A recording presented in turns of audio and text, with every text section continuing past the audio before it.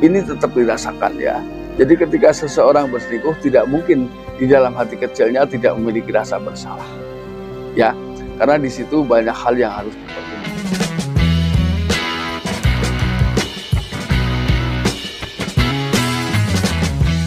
Assalamualaikum warahmatullahi wabarakatuh. Kembali lagi bersama saya Kang Kubis. Kali ini Kang Kubis kembali bersama sahabat semua. Pada kesempatan kali ini Kang Kubis ingin membahas mengenai 5 alasan klasik istri selingkuh. Ini tentunya adalah hal yang memang juga perlu Anda ketahui.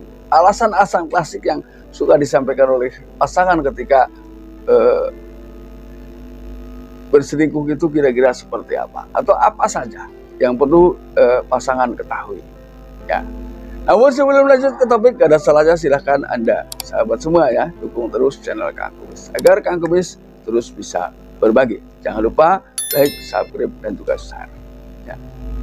Biasanya ketika seseorang yang tiba-tiba punya pemikiran atau pikiran-pikiran untuk berselingkuh ini merasa seakan-akan bahwa pada saat ini dia memiliki pasangan yang kurang tepat, atau menganggap bahwa selama ini pasangan dia sendiri tidak setia.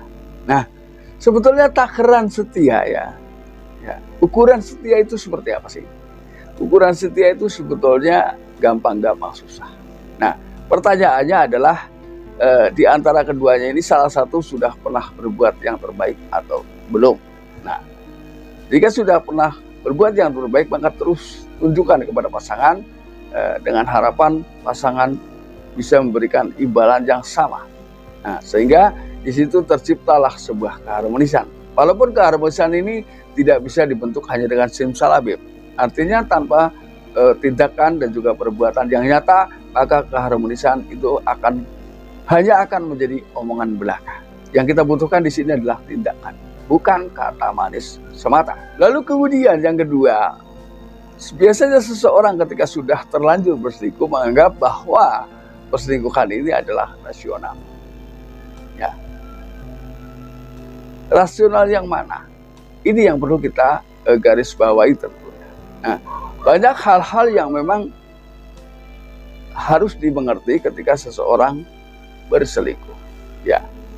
Justru seseorang ini dihadirkan secara berpasang-pasangan adalah salah satunya termasuk untuk menghindari hal tersebut, yaitu menghindari timbulnya perselingkuhan di tengah kehidupan rumah tangga. Jadi alasan seseorang yang menganggap selingkuh itu rasional, menurut saya itu hanyalah alasan untuk memenangkan ya perasaan sendiri. Ya. Tapi di sisi lain dia tidak pernah berpikir bagaimana seandainya orang yang betul-betul mencintai saya, pasangan saya tahu bahwa selama ini ternyata saya adalah berselingkuh dengan orang lain. Ini yang selalu terlupakan ya, sehingga seseorang dengan mudah beralasan bahwa selingkuh itu rasional. Mungkin itu ya. Lalu yang ketiga, namun di sini juga ada hal yang memang menurut saya manusiawi, yaitu tidak menutup kemungkinan ketika seseorang sudah berselingkuh ini tetap timbul perasaan bersalah. Ya, perasaan bersalah pada diri seseorang ketika memang dia berjalan di luar aturan yang sebenarnya tidak mungkin tidak merasa bersalah.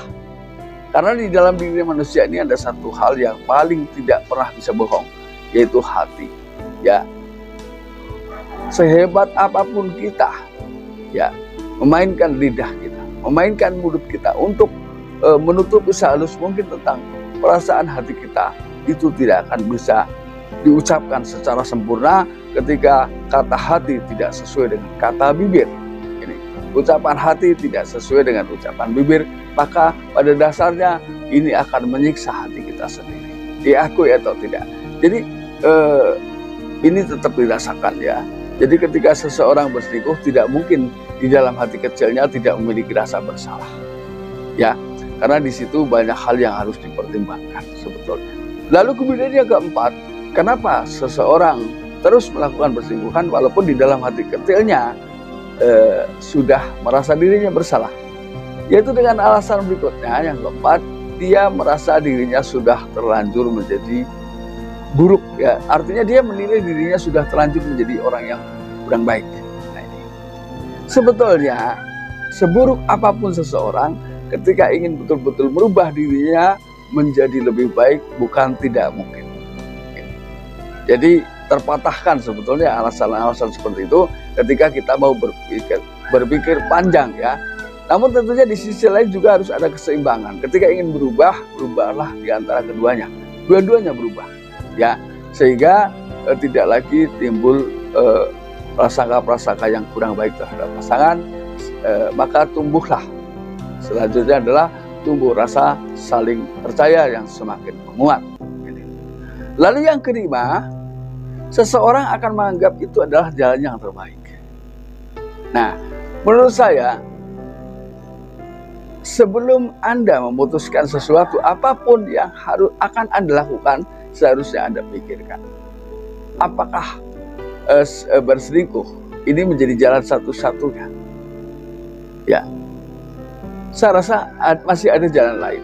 Ini terjadi biasanya karena komunikasilah yang terputus. Nah, ketika komunikasi tidak pernah terputus atau komunikasi membaik di tengah hidup rumah tangga, maka seseorang untuk melakukan sebuah perselingkuhan bisa dinetralisir, ya.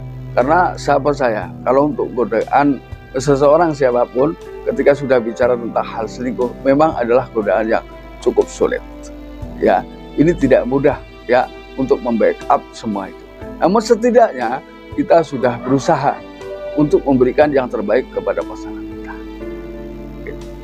Nah, sahabat, mudah-mudahan apa yang kami sampaikan bisa bermanfaat. Dan akhir kata, shalom warahmatullahi bersama Kang Kumis. Wabillahi taufiq wal hidayah. Assalamualaikum warahmatullahi wabarakatuh.